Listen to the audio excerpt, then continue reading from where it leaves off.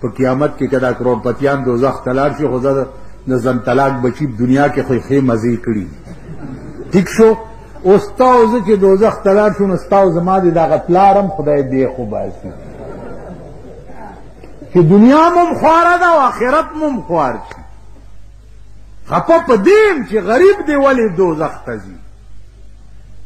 او نن چې لوی چینجی دی نو په غریب کې دی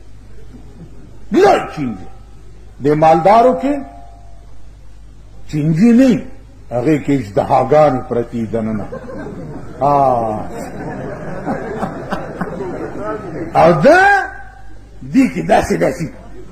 خوځي لوی چینجی په غریب کې نو دې وجه نه سوچ وکئ حضرت عثمان یو ټکی اخري کې واورئ یو ټکی حضرت عثمان ولی دومره لوی سړی شوی ولی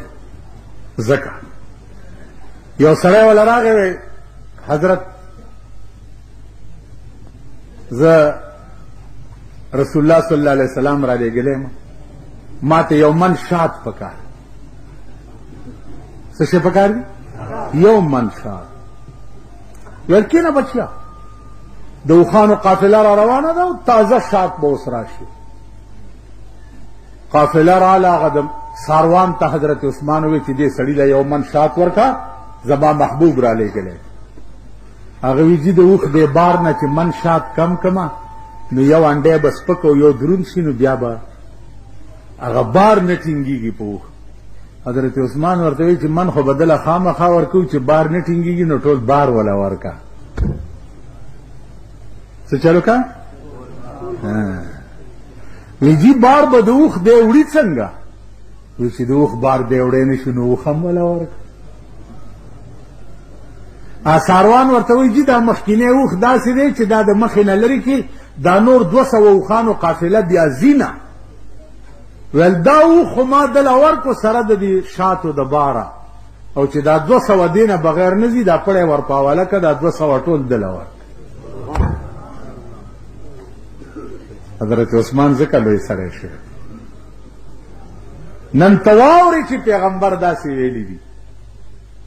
ته واورې چې قرآن داسې ویلي دي حاجي یو سړی راغی او هغه وویل چې د خدای په نامه الله اکبر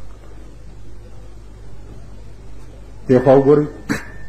تاسو ښځې خو ټولو کړي دي که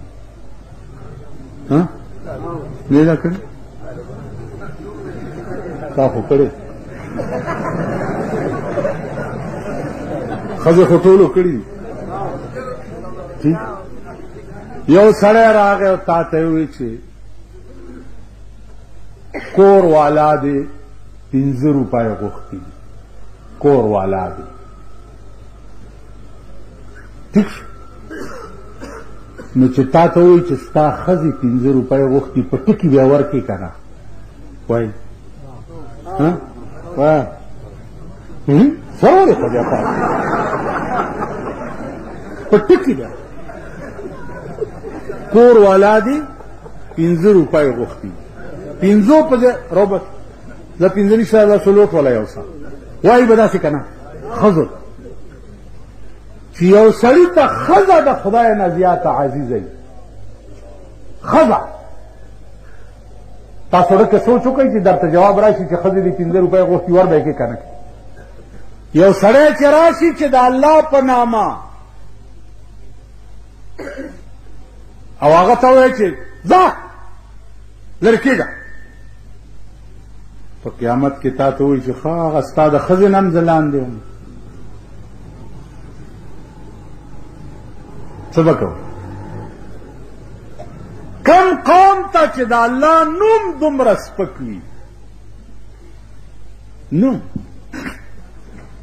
واه حضرت عثمان یو سړی راغی رسول الله ته وایي جي لور مې واده دی پیسې را سره نشته رسول الله صلی الله علیه وسلم ورته وفرمایل چې ورشه حضرت عثمان ته ووایه چې رسول الله را لېږلی ما یو 100 روپۍ راکړه هغې ته درهم ورته وایي حضرت عثمان ته چې ورغی هغه په منډه لاړو 100 روپۍ راواغستې او سړي ته ورکړې. 2 ورځې پسه سړی بیا راغی چې صاحب په 100 روپو کار ونه شو، یو 100 نورې په کار. وی ورشه حضرت عثمان ته ووایه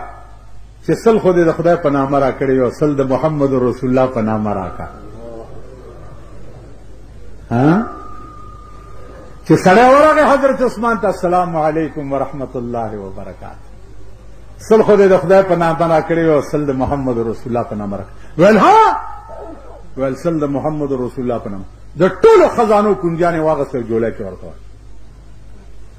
ویل د محمد رسول الله په نامه ټولې خزانې ستا.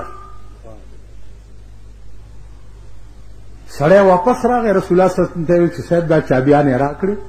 او راته ویل چې د هغه په نامه ټولې خزانې ستا. هغه راوغوښته. عثمان دا دې څه وکړه؟ ولې؟ ورته وی یا رسول الله بأبي انت وامي، بأبي انت وامي، یا رسول الله زما مور او پلار دي تا نه قربان شي، ستا په نامه مې ټولې خزانې ځکه ورته حواله کړې